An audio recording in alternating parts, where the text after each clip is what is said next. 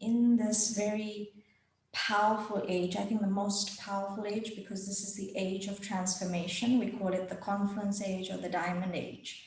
So once we have the realization, not just knowing, but realizing that truly I am this eternal soul, and that supreme being, my Father, the eternal one, has come to remind me of this and to purify me and to liberate the entire world from sorrow and suffering, and to recognize my responsibility, then I'm able to do this work for myself. So today we're going to look at how do we really lead a spiritual lifestyle.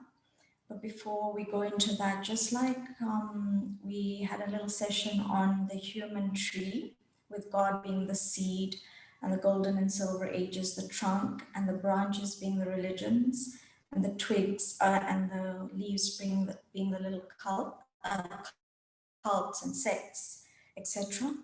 I just wanted to give you a description of this journey, this unlimited journey of the soul in the form of a ladder. So the minute the soul comes down from the supreme world, the land of peace, we begin that journey of descension or descending. So each rung on that ladder is significant of every birth of ours. So with each birth, we begin to descend in consciousness. So we start at the very top, and when we are at the very top of that ladder, we are 16 celestial degrees pure and complete. And as we begin to descend and we enter the silver ages, our level of purity reduces to 14%. Only 2 degrees, but this 2 degrees doesn't really make a huge shift in consciousness. And as we reach the copper age, we enter the world of duality, the duality of body and soul, okay? And we now know there's a good and there's a bad. There's the vices and the virtues, whereas we came from a world where there was only goodness and purity and peace and happiness. And so now we begin to experience the other side of the coin, and that is sorrow. And our degrees by the end of the cycle, when we reach the end of the Iron Ages, our degree of purity is only about 2 to 4%. But there's still that little light shining, and that's the opportunity that God takes to come and to fuel, to energize that little purity that's still remaining. So with that, we'll just bump down. So as soon as we come down that ladder, so we reach the final birth of that confluence age, which is our 83rd birth. That is when the Supreme Soul comes and gives us this understanding for self-realization. And so in one birth, which is our 84th birth, you could say a spiritual birth, because now we've shifted our consciousness from the Iron Age. So although the world is in its Iron Age stage, in consciousness, with this recognition, with this realization, we have moved into the confluence age. And in this one birth of the confluence age, we are ascending, we are going back up that ladder. So it takes 83 births to come down and in one birth to go up. And this is very, very possible because we are not doing this work alone. We are with the Supreme Being. This is actually really his role to transform us. But onus is on us to do the work for ourselves, to connect. And if we can do the work, then we're going to receive all the help, multi-million-fold help from that one. And I know that those on this path of Raj Yoga have really experienced the power of that divine force and source in their life. For me, it's a combined source. I feel or my whole effort journey is to, number one, create all my relationships with that one, and to experience that one. That one is a dynamic presence, and to really experience that one in all relationships. I remember when I came onto this journey, I had said, I had this little conversation with this one, because I just felt like, wow, I've been, reaching out, I've been calling out to you from very little.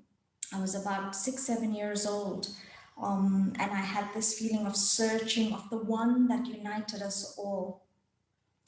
And I remember one morning, my mom knew nothing about this philosophy, but she was just touched to get up one morning at about 3:30, and she had this red pen in her. She went to my dad's office.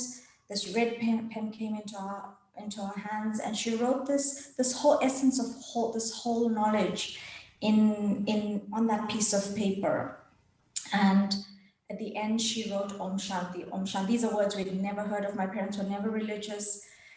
And she wrote Om Shanti, Om Shanti, Om Shanti. And the essence was, who you are as a spiritual being and who your true father is.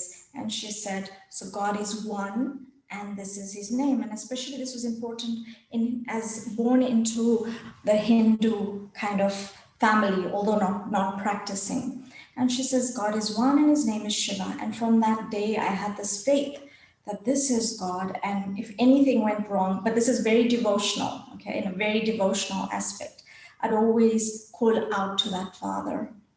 And so when I grew up and I was, and of course, along my journey, I kind of really searched for God through different religions, reading different scriptures, including Islam, so Quran.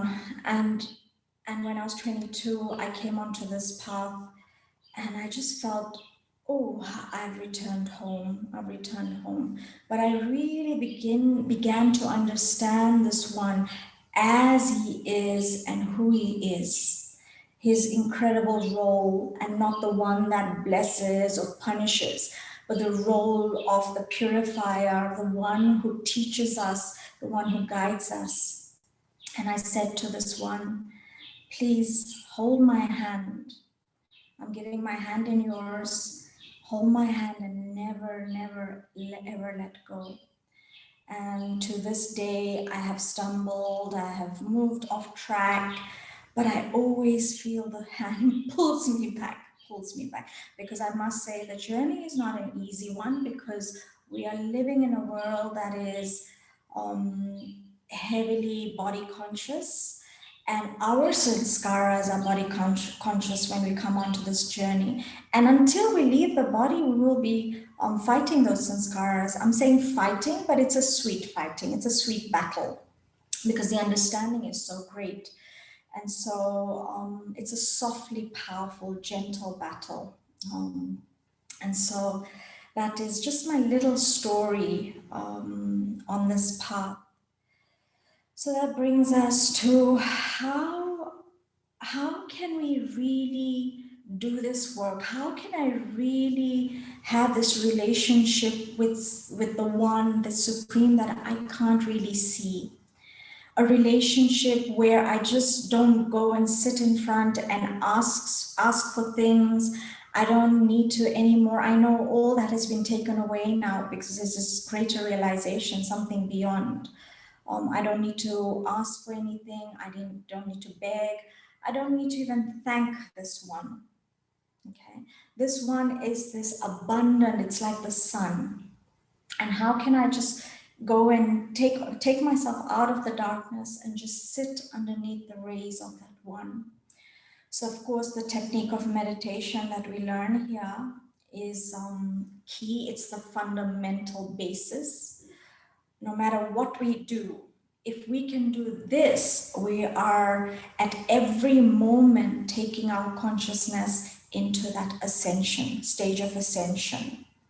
Whilst the world come down, the new souls are coming down, and I, the old soul, am now beginning to ascend. So what we're going to do is we're going to take this concept of and technique of meditation deeper, not next Friday, but the Friday after. We'll talk more about it later.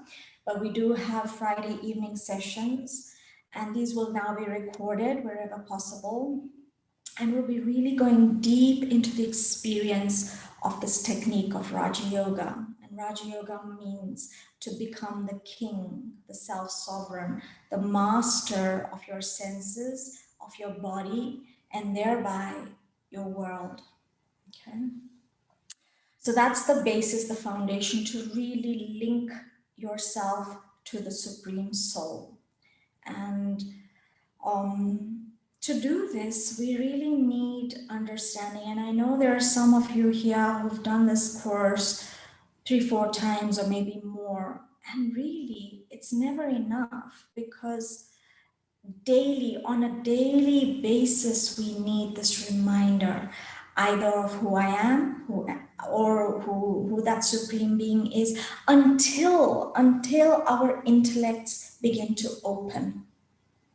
And once they open, we will be able to receive. We'll be able to receive this energy, and we'll be able to really do deep transformational work. Okay.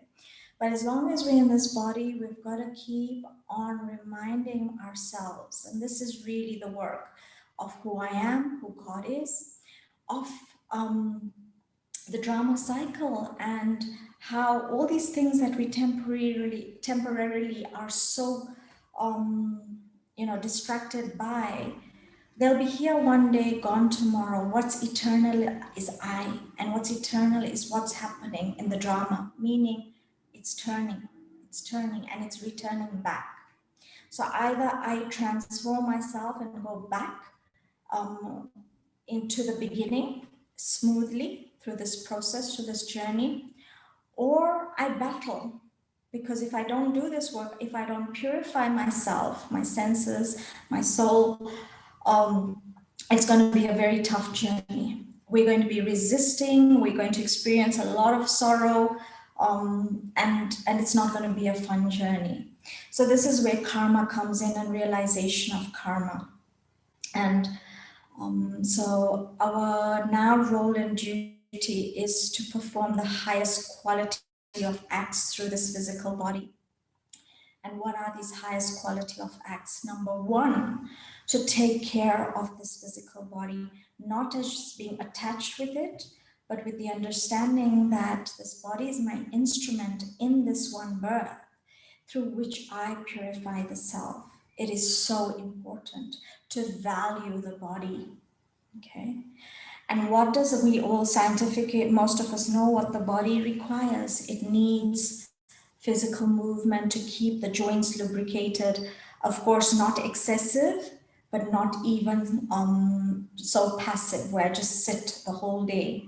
So it needs adequate movement. It needs fresh air, so walks in nature is a good thing. Not a must, but really taking care of the body in this way. For me, I've discovered physical hatha yoga, and that's been powerful because energetically blockages in the body really open up, and so the process becomes much quicker. And then food, diet. So it's a very lifestyle thing. And the diet is not just for the physical, it's also for the emotional well-being, because we need to be in a stable emotional state to be able to do this work for ourselves. We'll be able to manage our emotions and our mental health. So what is the diet in Raja Yoga? Number one, nothing that is tamasic. Tamasic means that which reduces the purity, the vibrational energy of the soul, the self, and the body. Okay. And so these are things like drugs, cigarettes, alcohol. When we take these things in, one, it does have a negative impact on the body, but it also has a negative impact on the soul, okay? Because you're altering your natural state of consciousness. And it weakens us because these are things that create addictions, and addictions weaken the intellect. They make us become a slave. And whereas in Raja Yoga, we are becoming the masters of the mind and the body. So these things are a complete no-no. Secondly, the diet needs to be purely vegetarian. So when I say purely vegetarian, we say no, not even fish or eggs. Okay. I know now we have the vegan diet. So basically the diet that's closest to the diet which we call the sattva diet or sattvic diet, which is the diet that elevates our consciousness or vibrational energy. And so these are things, all fruits, vegetables, legumes that are not overcooked, overspiced. Okay. There are a few vegetables, I'm going to mention these today, that are not advisable to eat because again, they alter the state of consciousness, and the chemical reactions they produce in the body kind of hinder the process, or don't really help the process of achieving that high level of concentration that Raja Yoga requires. And so onions, garlic, anything from that family, chives, leeks, etc. Okay, so that's basically the diet that is recommended on this path. And I know, doing the in-person meditation courses and people switching their diet slowly have really begun to see the difference. So again, if this feels difficult for you, don't worry too much about it. Go back to the foundation. And the foundation is that connection. Okay. And the more that connection we have, the more we receive that power, that strength. Naturally, our own wisdom will come through, and it will direct us and guide us to what is for our highest good and benefit. Okay. It doesn't need to be someone telling us. I'm a very, I guess, rebellious soul. Okay. I don't like to be told what to do. I don't like restrictions and rules that human beings create, because most of these, when it comes from body conscious human beings, these are rules and restrictions that are there to control beings. And I see that even in, the purest, with the purest organizations and all, it's our sanskaras are just developed that way. So the best way is to really connect to the pure source, the source that has your highest good, and there's only one, okay, who has the highest intentions for you. And when you connect with that energy, you naturally begin to receive the power and wisdom to do the right things, because there is a right and a wrong. And we saw that in the philosophy of karma, where we accumulate negative debts and positive. Okay.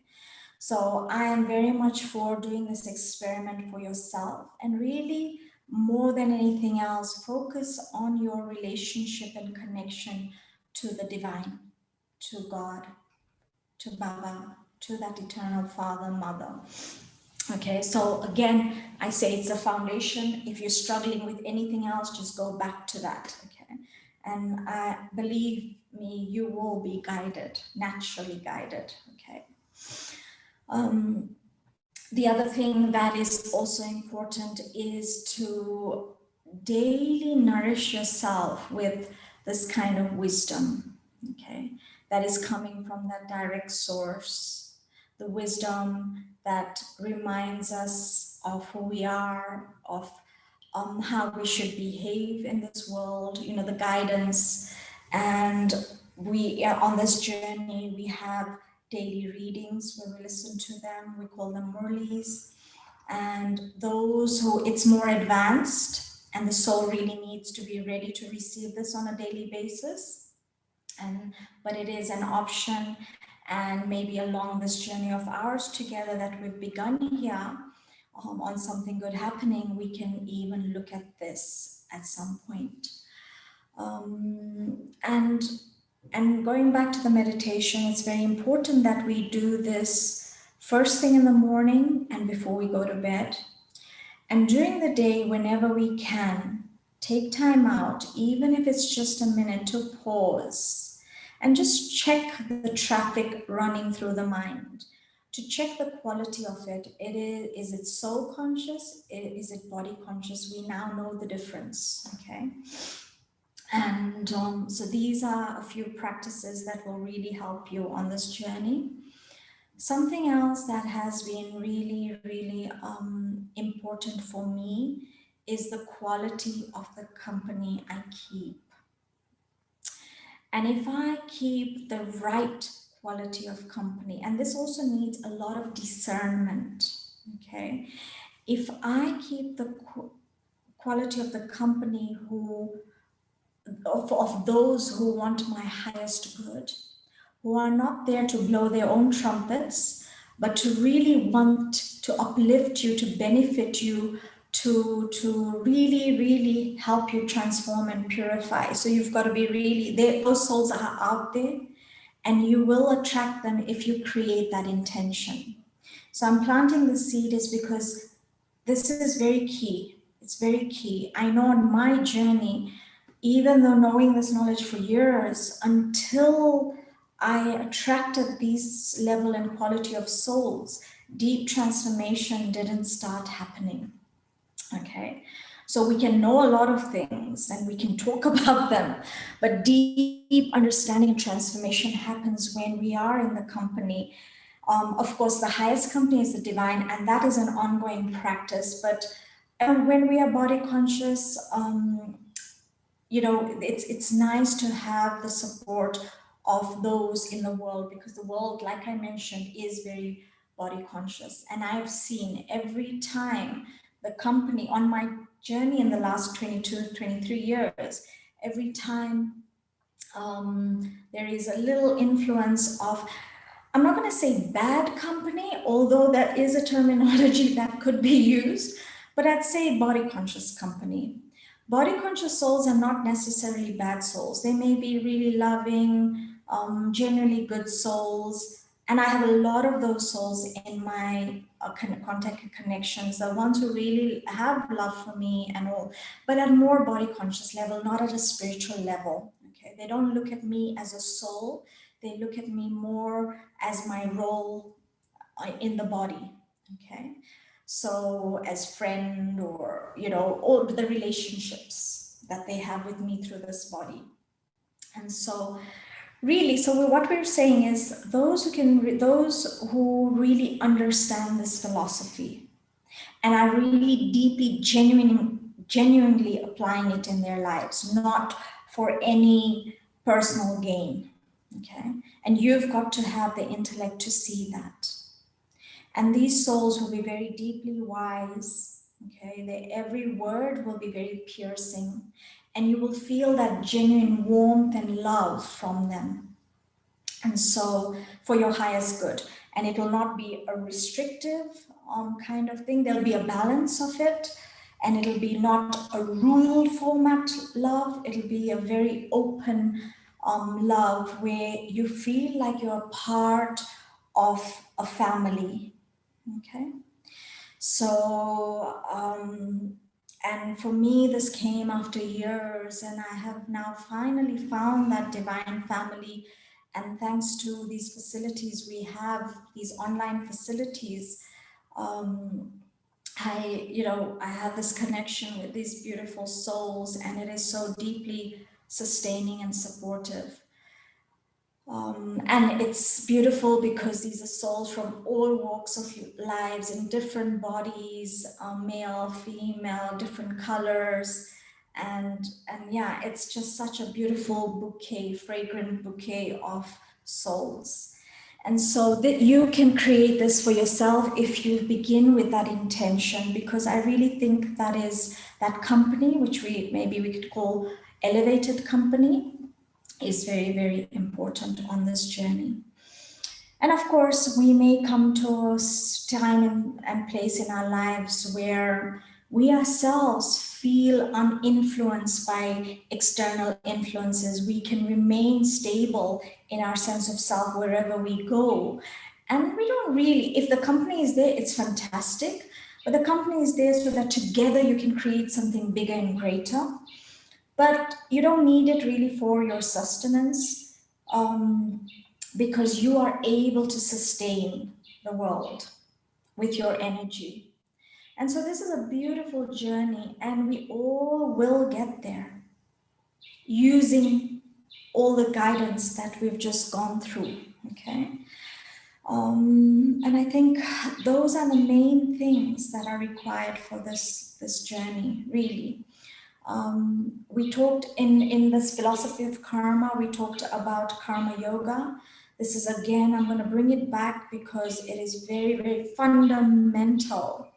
It is not about just sitting and meditating or, having that good company or reading whatever.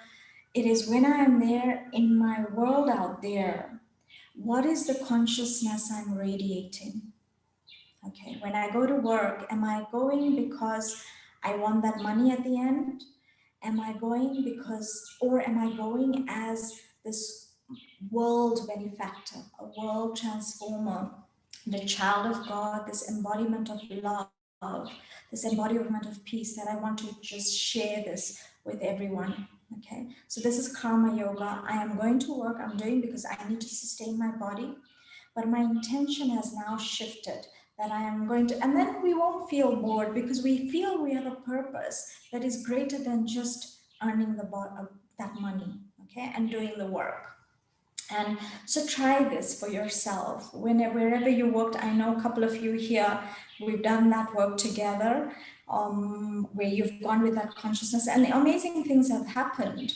And maybe later on, these souls will come on and share their experiences. A lot of dirt in organizations is unearthed through you. Not that you do it because you're going there to do that, but a lot of clearing comes out, a lot of clarity, because you're in that consciousness, you are raising the consciousness of others. And this is everywhere else you go, you walk in with that consciousness that you are there to now set new standards, new laws that are governed and aligned by God or spiritual, or to align everyone to higher spiritual laws. Because what are we doing? We are creating the foundation of that golden age. This is the time. The golden age is not just gonna pop out of nowhere, okay? We are creating it through our consciousness. And this is how we do it. When we go out there in the world, wherever we go, we bring this with us. Of course, it's very easy to forget, but these practices of starting early in the morning with meditation, ending the day with meditation is really, really helpful. Good company, your diet, taking care of yourself, valuing yourself, appreciating you as you are and who you are and your role and part, okay, in whatever and wherever you are. So stop battling with where you are in your life and start changing your consciousness, accepting and changing, and see the miracles that happen in life. This month of March, in our yoga community, we've called it the month of manifesting miracles, or seeing the miracles in life. And really, this is what happens when our consciousness shifts and changes. So many miracles around us, little miracles, big miracles. I will like to just take a moment now to give you the opportunity to ask questions, if there are any, because these are not practical things, okay, that really help us on this journey. And it's important that you ask questions to get clarity, or if you have anything that you're feeling resistance, because Brother Abhinav and here I here not just to give this knowledge and experience of this course, and this philosophy, but to really hold each one of you, hold space for each one of you for your highest good. So I would like you request you to ask your questions now, before we go any further. Or maybe Brother Abhinav has something to add, which I may have missed. So I would probably like you to come in too, if there's something you'd like to share and add here, because you've been on this journey, and what has helped you really go, you've gone really fast, and I've seen that, maybe you've not been, and I don't really believe in this thing of how many years you've been on this journey, because who cares? You could have been on this journey even in your previous birth, okay? But it's what you do now determines how fast you go. And I've really seen that with you. And maybe you've got some tips to share with the others while they think about their questions. Thank you, sister. For me, I think most important thing is my morning meditation, which we call it Amrit Vela. I think that is the strength for me. And I think almost 99% time uh, for last 4 years, I've done that unless it is some special circumstances. So as you were suggesting earlier that every morning and before going to the bed, we should do the meditation. But I think the morning meditation sets the tone for the day. And it really helps. I think as we grow through that, we will experience a lot of things. And and as we know that morning time is very pure, and vibrations of these bodily souls are sleeping. So I think take advantage of that morning meditation. And usually I do it from 4 a.m. to 4:45 a.m. That is best suited for me. But I'm not recommending that you start immediately. Maybe slowly you can come up to that timings. So that is one thing I can recommend from my side. I think it really helps. Yeah, and the connection with Supreme Soul is beyond description, I think, at that time. So that is one thing. Thanks. Yeah, and so this is very fundamental on this journey. And I think a lot of spiritual practices recommend meditation early in the morning. I know as a life coach, I also, although it's a very separate thing, I bring the energy of Raja Yoga into it, but life coaching is a different technique altogether. But again, the work that we do is recommended to do early in the morning, whether it's a meditation or a journaling, etc. So, and there is a significance of that time. Of course, if you can't do it at 4 o'clock, do it at whatever time you get up. But 4 a.m. is generally when most people are still sleeping and the world is not active and all the body conscious energies are not active. So it's a beautiful time. And like Brother shared, he kind of puts his growth towards that, or yeah. So I think thank you for going a little deeper into that morning practice. It is beautiful. And what I've noticed is even if it feels like a long time, 5 minutes, it just goes like this. If I'm doing my evening meditation for half an hour, it feels longer than that 45 minutes in the morning. Somehow that is just like just just goes like this. So maybe Just we have just some. one just one more thing I forgot. Last I think 21, 22 days, I have started writing my experiences of morning meditation, and that is amazing experience. So that also you can do that. Thanks. Thank you. Actually, that reminds me of, thank you. That reminds me of the point of churning, okay, spiritual churning. So it's very important that we take now whatever we've understood in this course and to begin to churn, because to reflect, to ask questions, to kind of logically analyze it, ask your intellect, and the intellect is very wise. And when we begin to ask these questions, it begins to wake up and it begins to give you a lot of wisdom. And so do a lot of churning, spiritual churning daily. If you writing is a good way to do it, or you could just take time. I call it reflection. I take time to reflect. If I've read something, our daily Murli, for example, I'll deeply reflect on it. It's like yesterday we were doing this practice with my group that I told you about. We took up beautiful, we call it an angelic Murli, and it was all about self, understanding the self and the value of time. And it was such a beautiful morning. And the way I read it was more experiential. So not with listening. We're very, very good. We go, we listen to these things and we walk out and half the things go. But when someone reads it like a meditation, like an experience, there is so much that sits in the soul. And even though I was the one reading it, I really felt a lot of experience from it.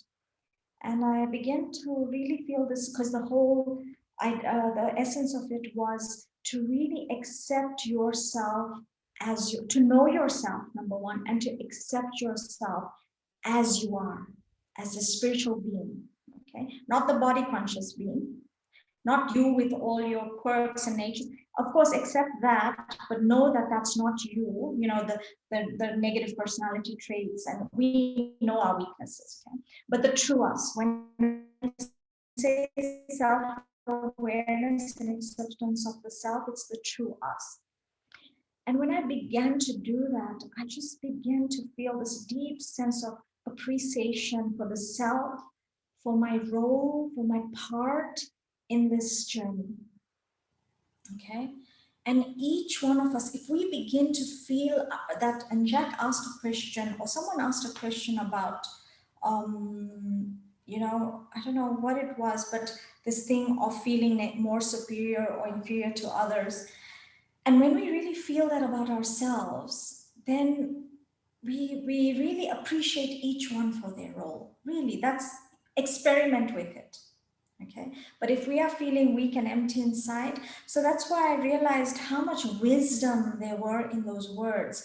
But if I just took them as words and I didn't deeply churn and experience them, then maybe I wouldn't have that experience that I had last night, which I even had to share with my husband, that I'm just feeling this deep, like my heart is full, so full, because I'm really appreciating my role, and I wouldn't want to be anywhere else, doing anything else in anyone's shoes but mine in this moment. Okay. And we all need to feel that's about ourselves. And this is really self-esteem. So that I churned upon really helped me on that level. So churning is so important, absolutely. Only then will the intellect will be empowered and able to take this knowledge. Otherwise, it'll just sit here in the head. And it's like, I know, but this, I know, but that, and then I can't apply it. Or I know, but my actions are saying something else, completely opposite, I'm saying one thing, doing the opposite. So we're not going to come into alignment with ourselves. So no questions today? Everything very clear? Who do we have have online. If you're not going to ask questions, I'm going to call out to you. Hi, Sonal. This is Hi, Dipti here. Dee, how are you? Fine, good. Sonal, you mentioned 2 sessions before about the subtle world, the 7 levels of the subtle world. Mhm. So, before coming into this Gyan, about some years ago, I had read about some souls who left bodies and who somehow uh, gave a description of where they were, and they talked about the 7 levels over there, and they said that they are in level 3. So, and then you touched about it in the subtle world the other day. So I just want to know that, like, I mean, do these souls actually go and stay there? What is it? Okay. Which souls are you talking about? Some souls who have, given their experiences that we are in the subtle, I mean, they didn't say subtle world, but they've left their bodies and they said that we're very peaceful here and it's very beautiful, and we are in, there are seven Okay, there are seven levels, and we are at level 3 or 2 or 4 or whatever. So thank you, Dipti. So Dipti is also a Raja Yogi, and again, one that, wow, in front of me, I've just seen her also just like fly. And thank you for that question. So the philosophy of Raja Yoga says that when the soul leaves the body, it either takes another body according to its sanskaras. So it chooses its parents according to its sanskaras, okay? Meaning, if I have karmically done some good acts and deeds, I will go into a home where those parents will have similar sort of sanskaras. Maybe they are very charitable souls, say physical charitable souls, or they help others through, education. So may I go into a family that's highly educated. So I choose the family that I take birth in, okay? Um, and I don't really go anywhere else. I stay here. Okay, so in this philosophy, the minute the soul comes down, it just goes down, down, down that cycle. It's only in this last birth we have the opportunity to go up. Otherwise, the minute we come down, we have to go through the cycle of descension into that. So the soul also goes through, even if it's come in the copper age, it goes through golden, silver, copper, iron age, okay? So there's nothing like a soul leaving. So whether it's a soul of Buddha, Christ, all these religious founders, every soul takes another birth in this physical plane, the corporeal world. Okay, no one goes up there and stays up. Reason being is the subtle region, the soul world. The law is no one can return back until it's completely empty. And if we are still seeing, if we are still all here, the bulk of us, then that soul world is not empty yet. That's how we know. And so we cannot return there for sure, because we have a lot of karmic bondages and baggages that need to be settled. And we cannot even go into the subtle region as in our subtle bodies and stay there. We can go through, whilst being in the body, we can travel there using the power of the mind and all this knowledge and understanding, because that is that plane where I create a pure, I am laying the foundation of the golden age. The world here is very negative. So if I want to really be in a pure, elevated consciousness, I need to step out of this physical body that is created through vice and this viceful world, and I need to go there in my pure body. Remember, we have that deep purity in us. It is there. It's not a lost. It's not like it's not there and I have to create it. It's there, but I have to invoke it. And the subtle region is a nice way of invoking that pure angelic form of ours in our highest purest vibrations, so that we can world and send healing transformation. transformational energy. So that is there to do this work. And there is only one soul who can be there, which we call in different religions Adam or Narayan. You know, we call the first soul in the human body. This is not God, okay? The ancestor soul. So that soul is the only one who is the first one who connects to God, purifies themselves. And when they purify, because the golden age has not been established, this soul goes to the subtle region and stays there and does even greater work from that point for transformation. So souls who are saying that they're going into these astral planes, they're not actually reaching that final plane because they don't have that awareness, okay? But they are touching the other planes beneath them, okay? Probably one of those seven astral planes. And they're experiencing it, but not necessarily living it. So the soul experienced that, and it's such a beautiful experience because it's beyond the physical, okay? It's beyond the physical. It is a metaphysical world. It's a metaphysical experience, and you are experiencing yourself as a soul, a bodiless, okay? In your energy, at your energy level. So, but these souls come down and then they have a remembrance and then they talk about these levels because they've experienced that. But they don't stay there per se according to this philosophy. And if you understand this philosophy, I don't know if that is clear for you.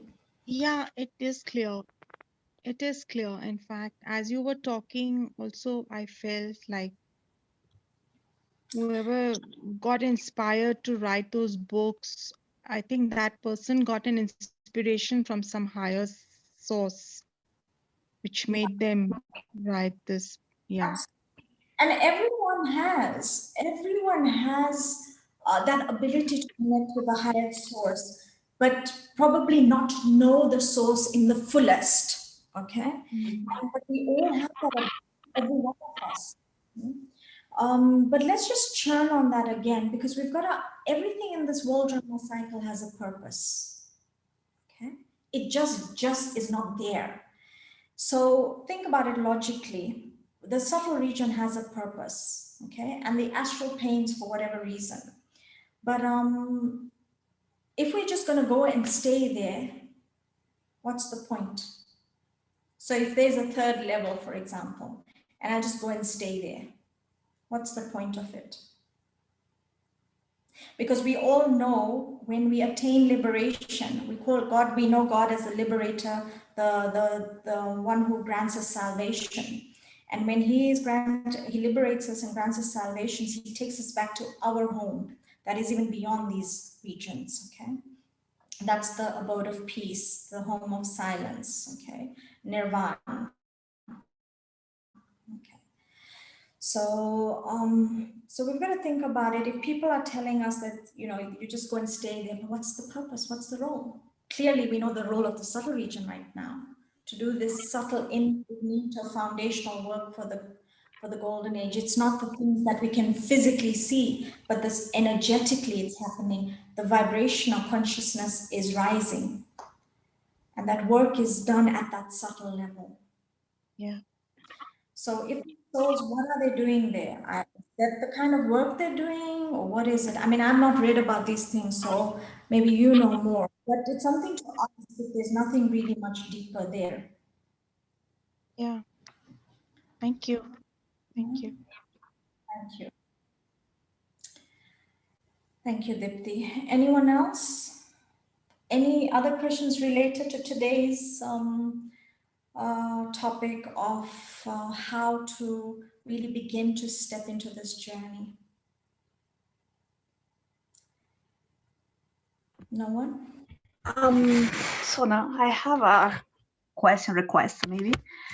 I mean, what kind of advice would you give to, for example, I started this my journey a few years ago, and I felt that at the beginning it was easier in some ways. Also doing meditation, I felt that it was easier. Now after few years, it should be like the other, I mean, now it should be easier than the beginning. But these days, I mean, sometimes I feel like that is very hard. So I'm sure that both you and Brother Abhinav, like you've been in on this journey for years, and then I mean, I assume that at some point, you know, you have the up and downs on this of this journey. So what kind of advice would you give, like, I mean, how to overcome this kind of, like, I mean, stages, I would say? Because some things, yes, I feel that is easier. Some others I feel that is like harder than the beginning. And some of these, for some reason which I don't know, is this for sometimes I feel like the meditation, like I feel it a bit challenging than at the beginning. So what kind of advice would you give? Okay. Thank you. Very related to today's session. Two things. Number one, when we begin that journey of ascension, it's a steep ascension in a short time. And so, but just know it is an ascending journey. Okay, it may be like this, okay, but it is actually like this. So we may be experiencing ups and downs, but it's actually this kind of up and down. And as we grow spiritually, the vices, like in coaching, I call it the ego. In yoga, sometimes I talk about it and I say the ego really kind of sabotages. Okay, I call it self-sabotage, or we call it self-sabotage. And so the stronger we become, when the ego sees this, it wants to pull us back down because it's been ruling. Body consciousness has been ruling us and the world. And what's happening here, it's like you're becoming like a salmon trying to swim upstream. So these negativities or vices within will want to try and pull you down, or the vices outside, body conscious soul. Why are you doing that? It's not important. You know, this is not important. This is more important. So it could be external negativity, or it could be internal. Okay. So the steeper the journey, the more difficult it becomes. But we also keep on getting more powerful. So never to give up. Never, ever, ever give up.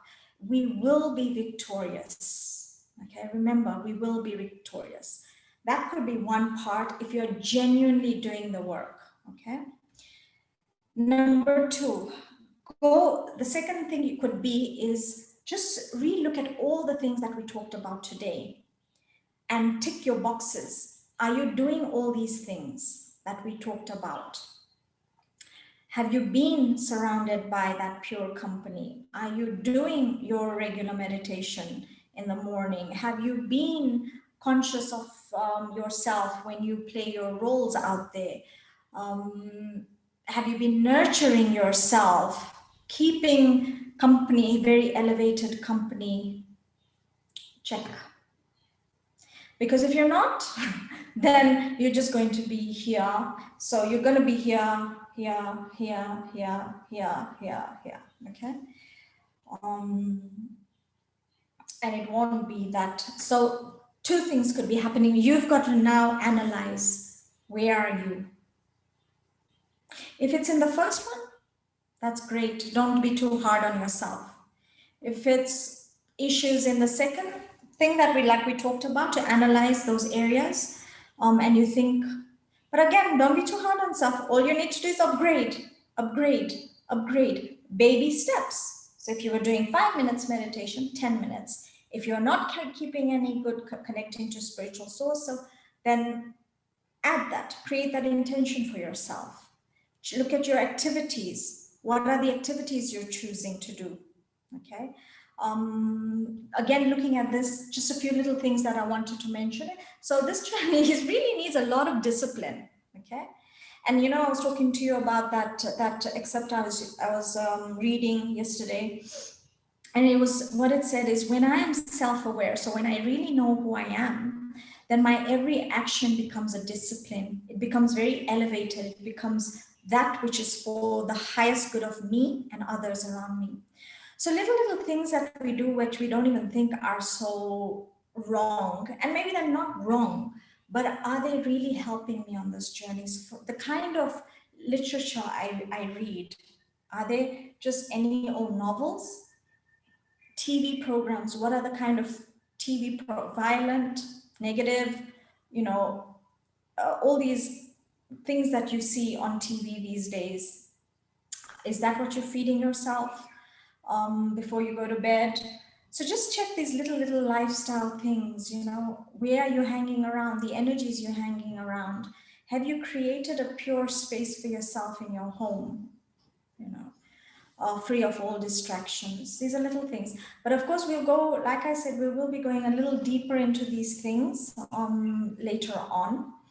But this was just to give you a general idea, a foundation for where to begin on this journey. If really makes sense for you and resonates for you, and if you really feel you have that potential to become that divine angel and you want to take control and power over your life, and not be a victim of it. If you truly deeply want to, you've got to be willing to want to do this for yourself. So Fede, is that clear? Is there some homework there for you to do now?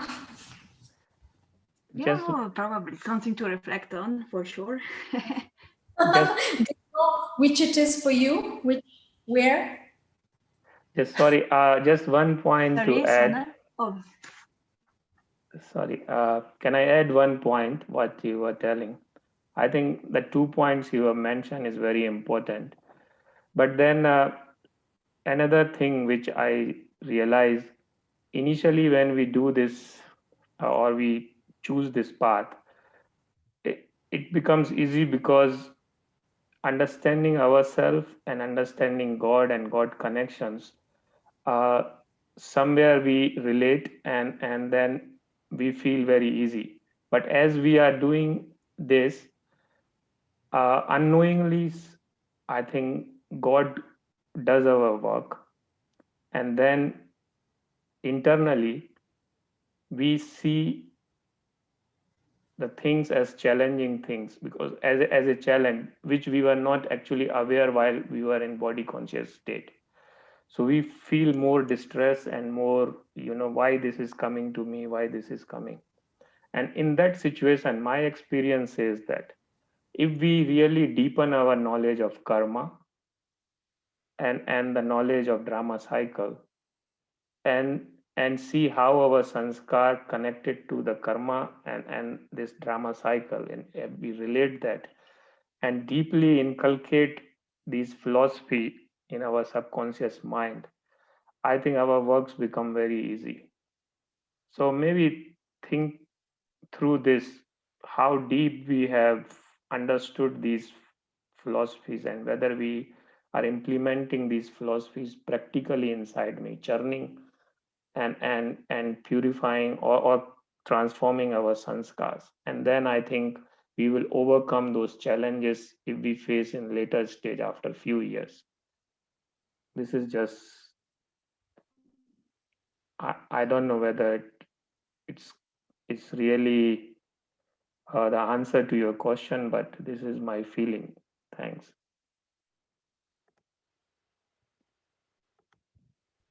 no, thank you.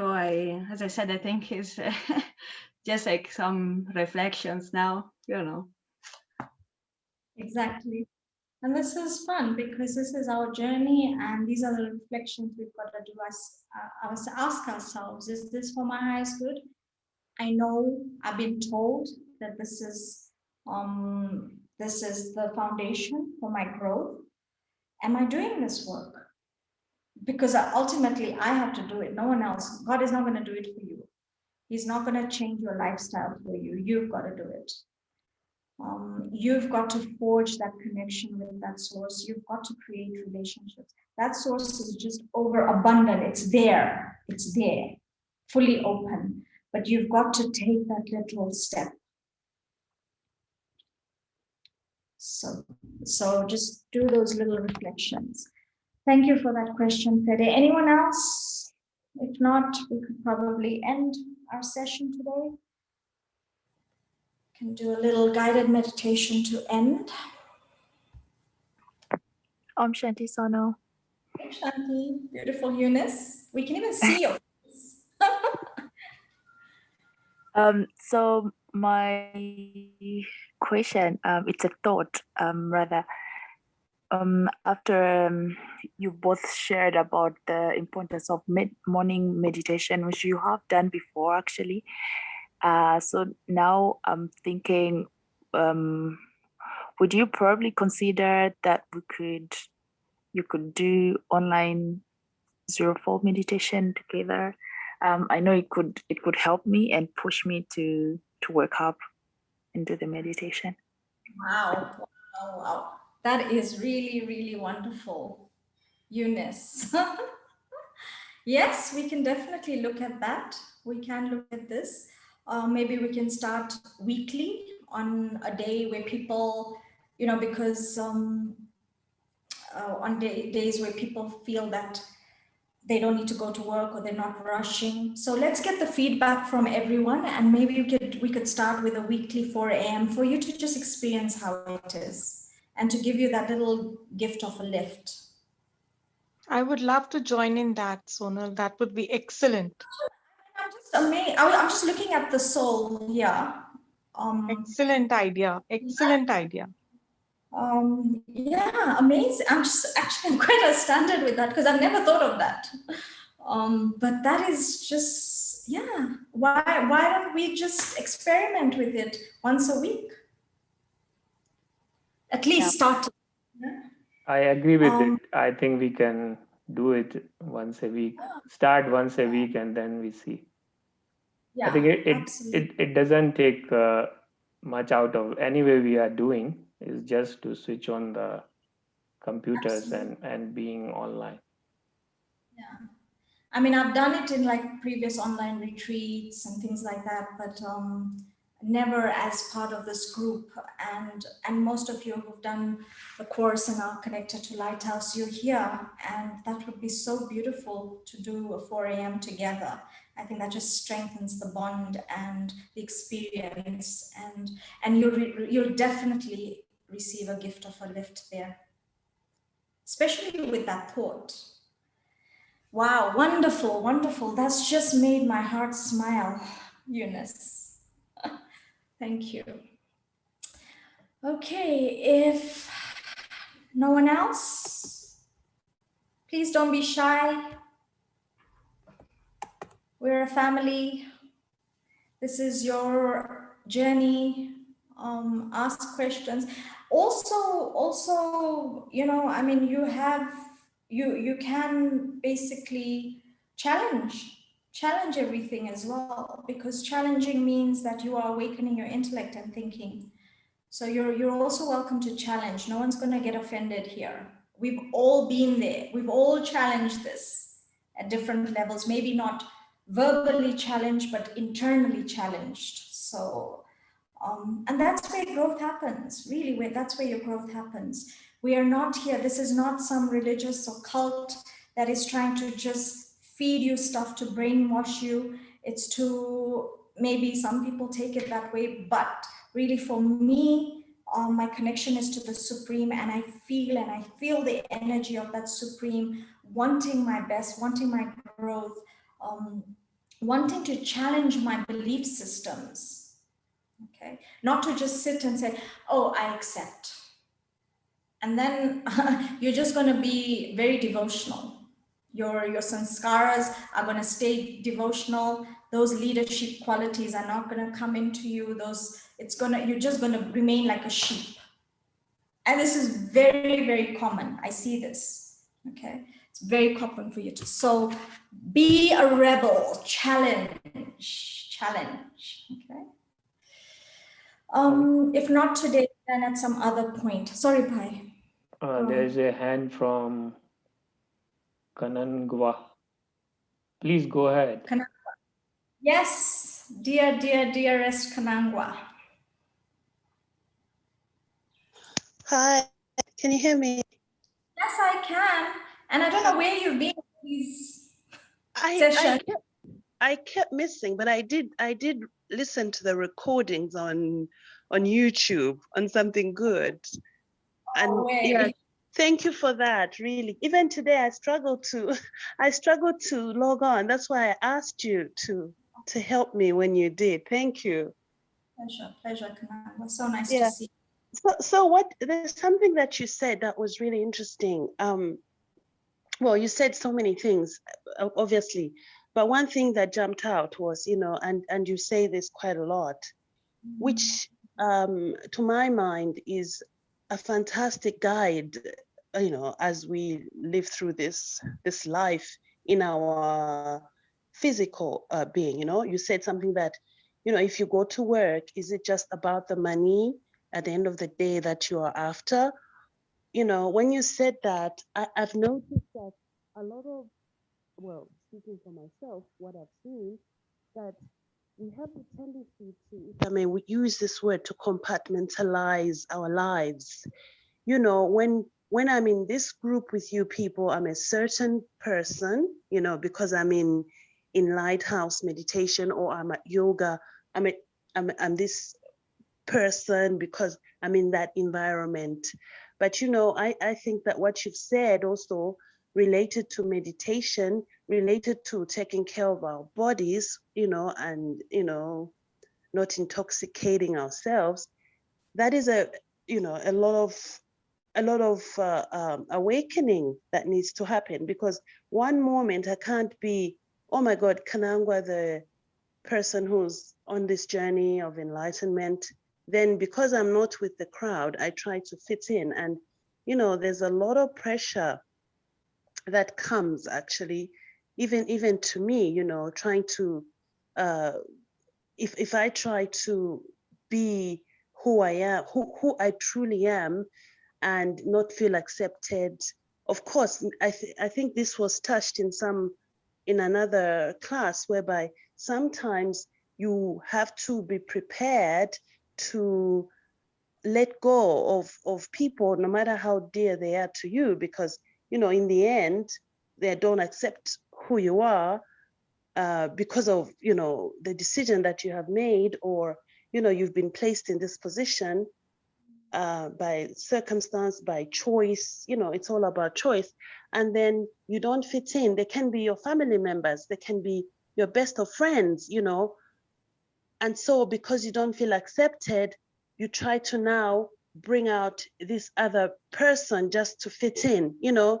And I find that quite, even in my own life, you know, quite a drawback, because now it's sort of like I have to do the work all over again.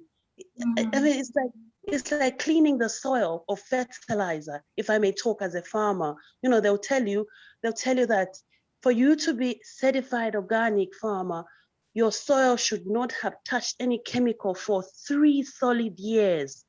So then you cheat for 1 month, right? You go back to starting all over the 3 solid years.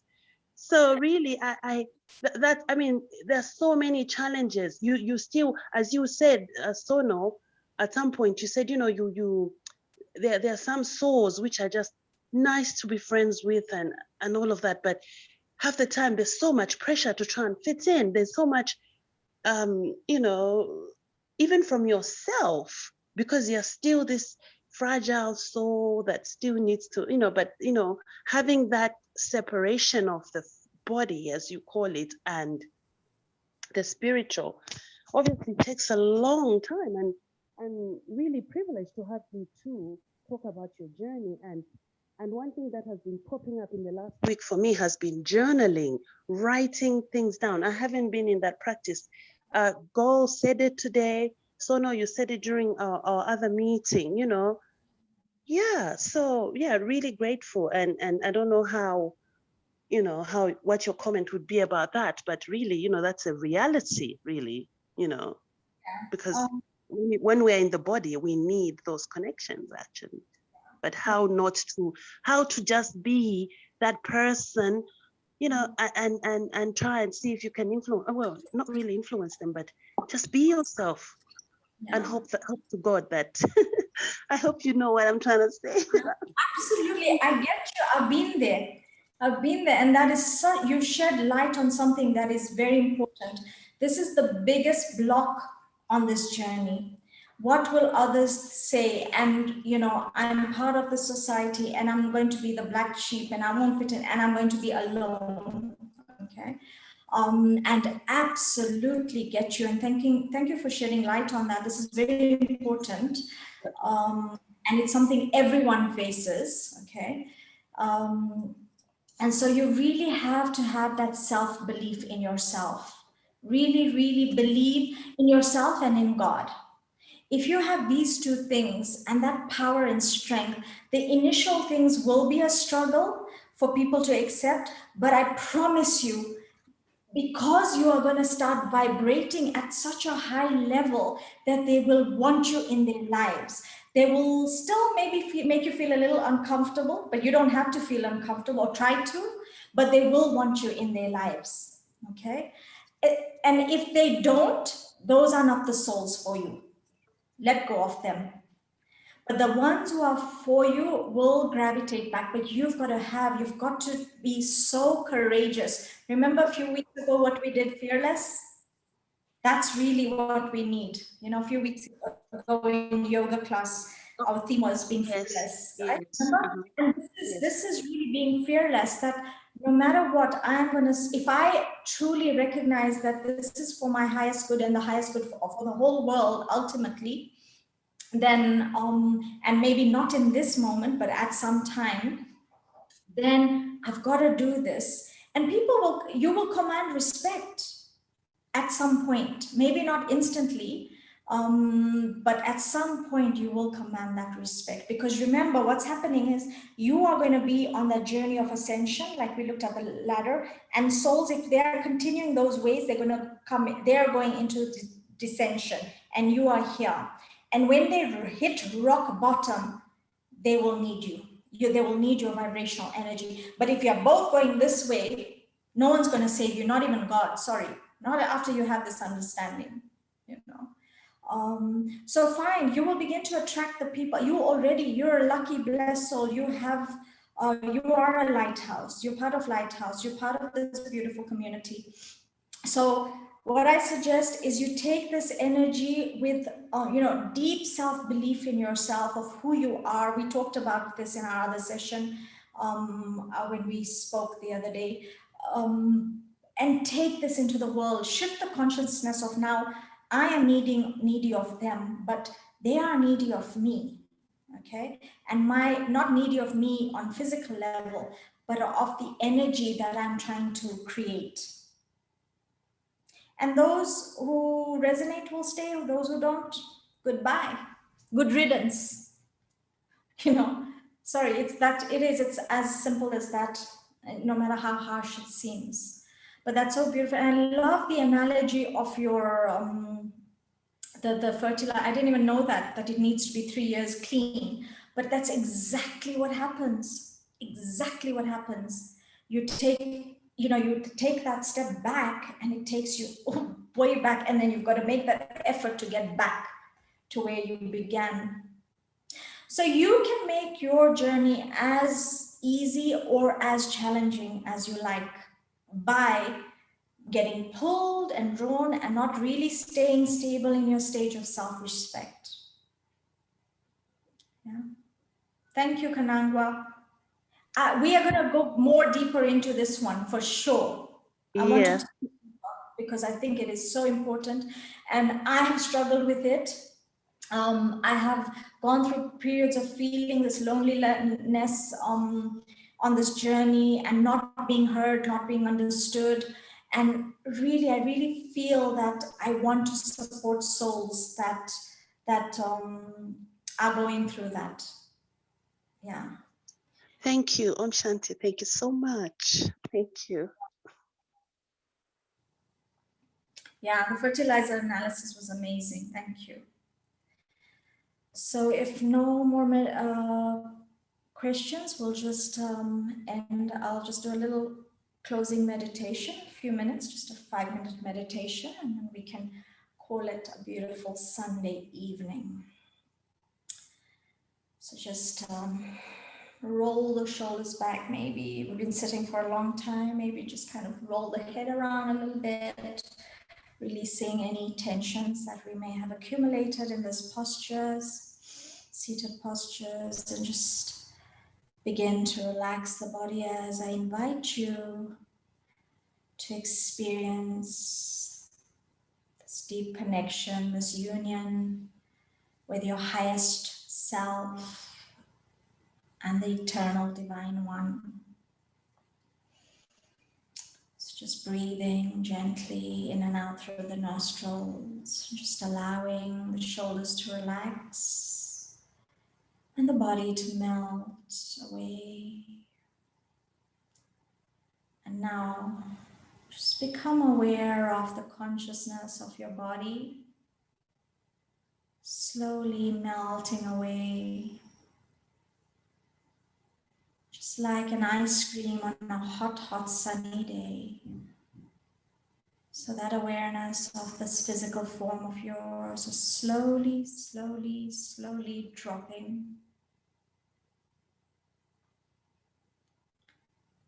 And now all there is the real you, the diamond, the shining jewel,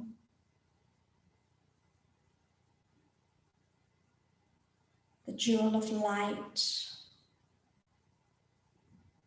that has all the divine qualities,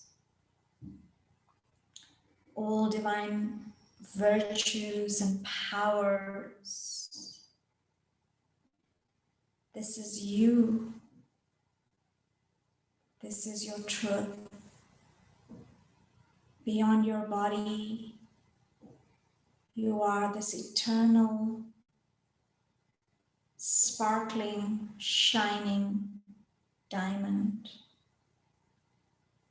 Within you are the virtues of peace, acceptance, tolerance, the virtues of love, of joy, of creativity.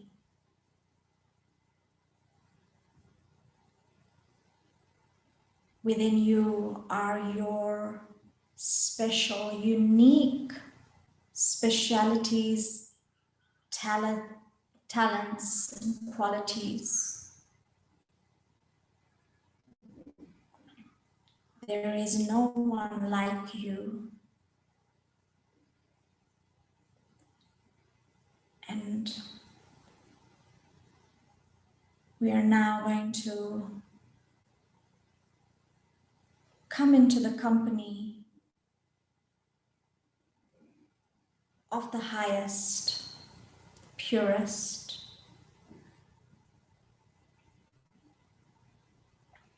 And in the company of this one, I feel like I am totally accepted as I am and what I am,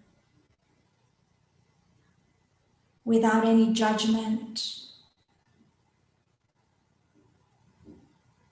And as the light of this eternal Father falls on me,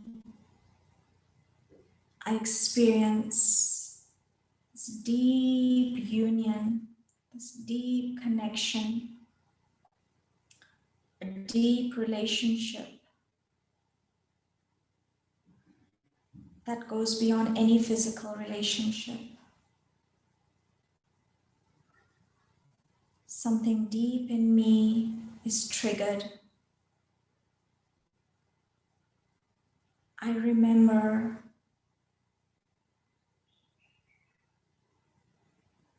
my true self as a world benefactor, a master almighty authority. I remember my role as a co-creator of heaven.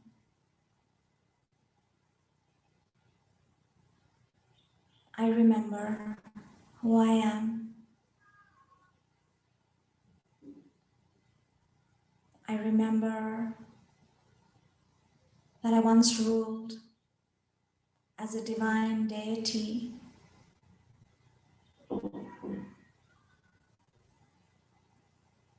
I remember that I am a master bestower of peace.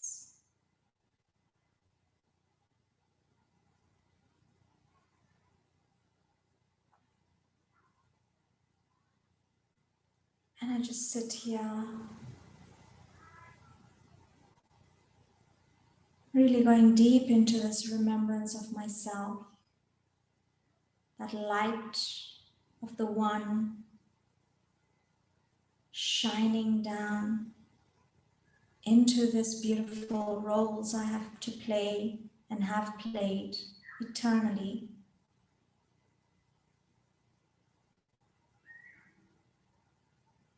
This is my truth.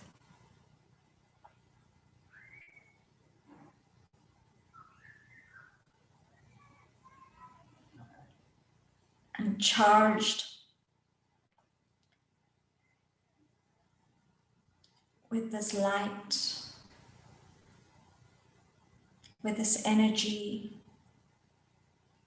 I begin to stabilize on my path of self-respect, self-esteem, and self-confidence.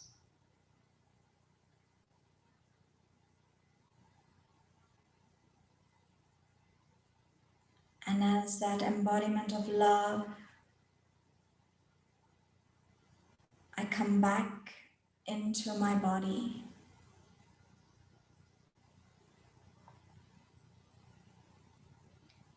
Settling into the center of the forehead. I feel this deep respect and value for this body of mine.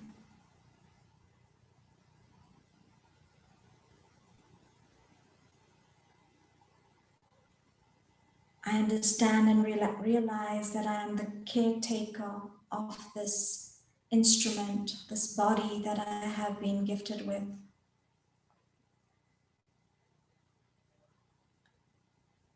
And through this body, I play my many different roles in that one consciousness, stabilized in my sense of self-respect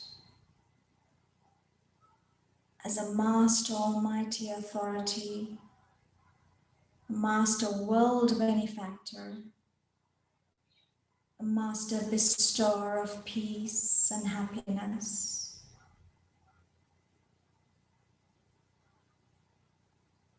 This is who I am.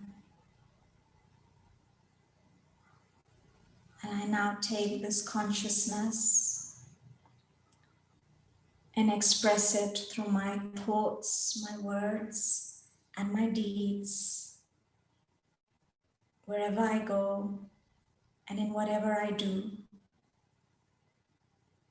Om Shanti.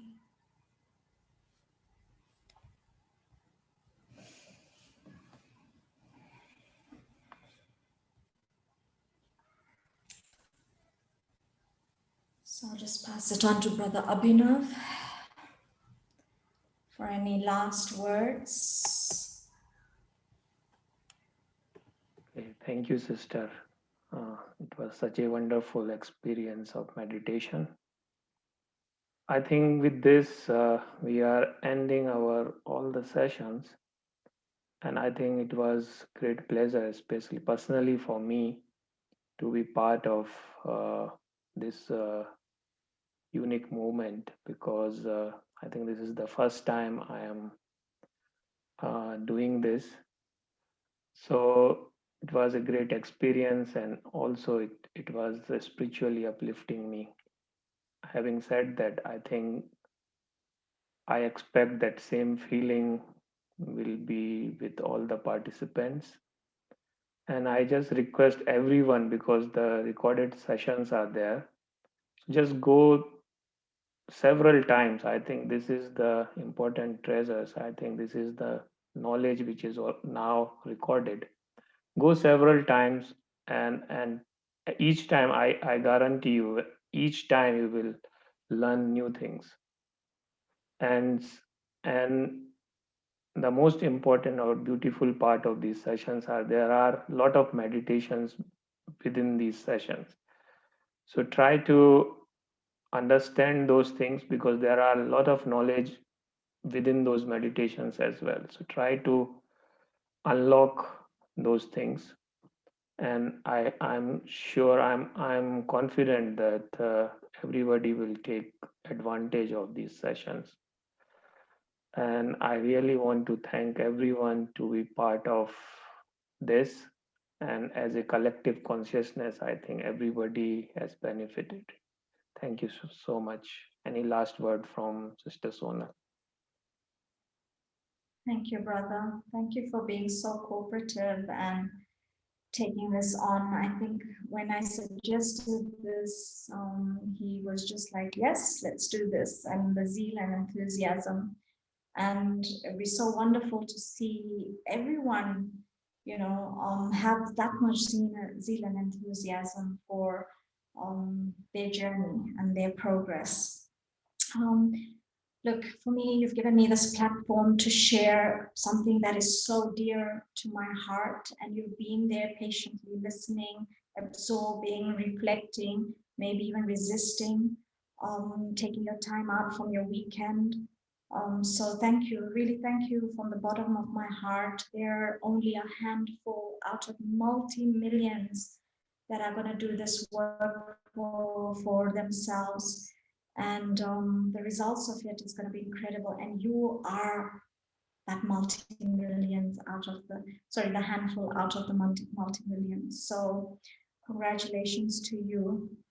And yeah, best of luck. Brother Abhinav and I are here. We have our own experiences. We are living in the world, working, running homes, families. Brother Abhinav works full time. He's an engineer. And so, this is not a path or journey for those who, you don't have to give up anything. And this is a perfect example. Brother Abhinav talked about doing his 4 a.m. meditation, but he goes to work. Because I know I hear a lot of people say, oh, but I don't, I go to work, how can I wake up at that time? And so this is a perfect example we have of someone who's the breadwinner of the family, who has a full-time job, yet it is so 100% dedicated to his growth. Okay.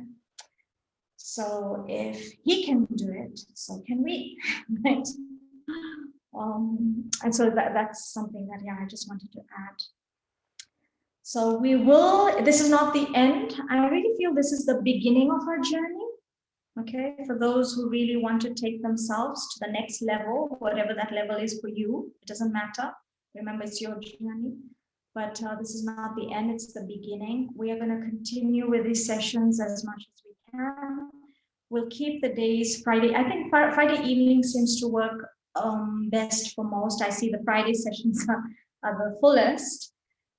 So we will keep them Friday 6:30. Every alternate will have 2, as we were, 2 sessions, but we're going to go a little deeper. Time is pulling out for us, for our transformation. Things are happening very fast. And so let's take this journey a little deeper together, and let's grow together. Om Shanti. Namaste. Have a wonderful, wonderful evening. And see you in 2 weeks on a Friday. Thank you so much for Shanti, your knowledge and experience from Agnieszka. Thank you, Agnieszka. See you. Om Shanti.